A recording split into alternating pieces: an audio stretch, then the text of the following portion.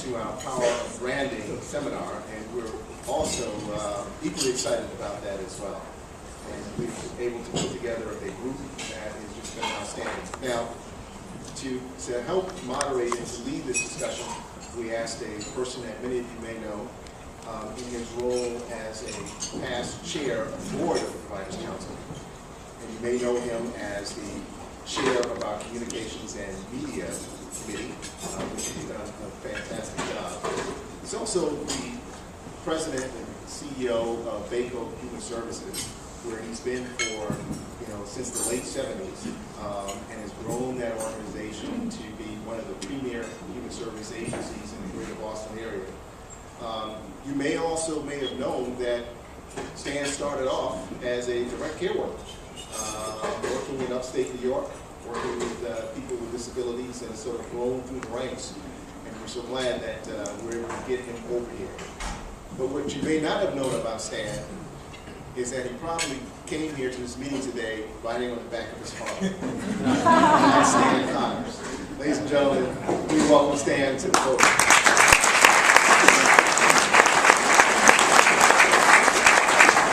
I have a number of loves in life. My family, being one, top of the top. But I also do like to play. As Michael says, I do ride a motorcycle. I didn't ride today.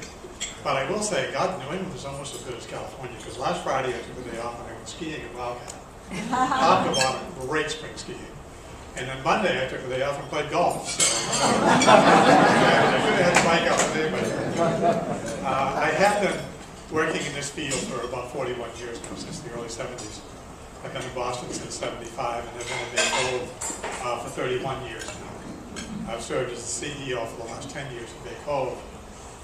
And I have watched our industry and field change over that time. There are some in this room that have been doing this as long as I have.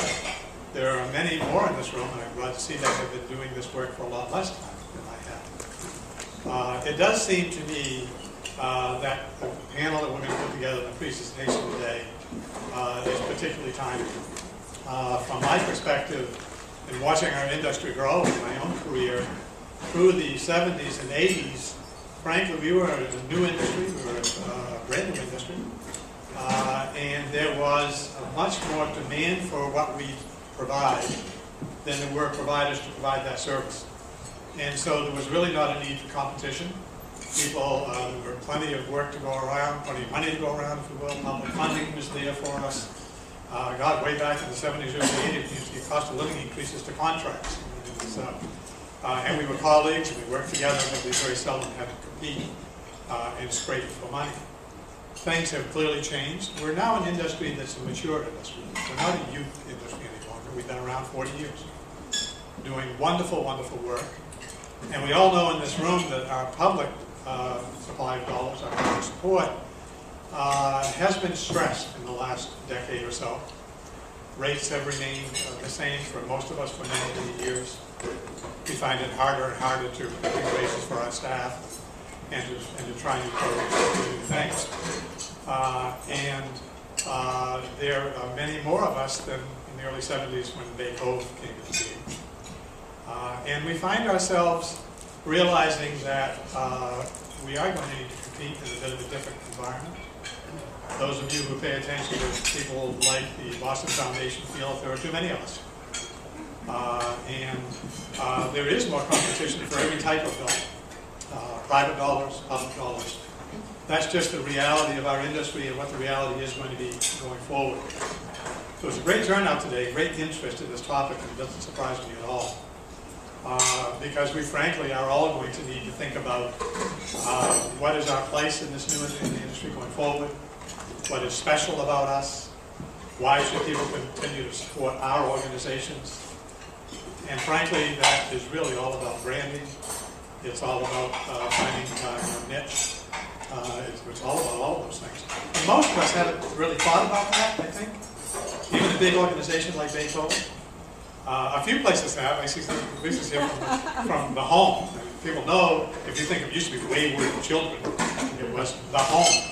Earlier this morning, Linda was here, and if you think of homelessness, you think of time to speak. Yeah. Well, that's branding.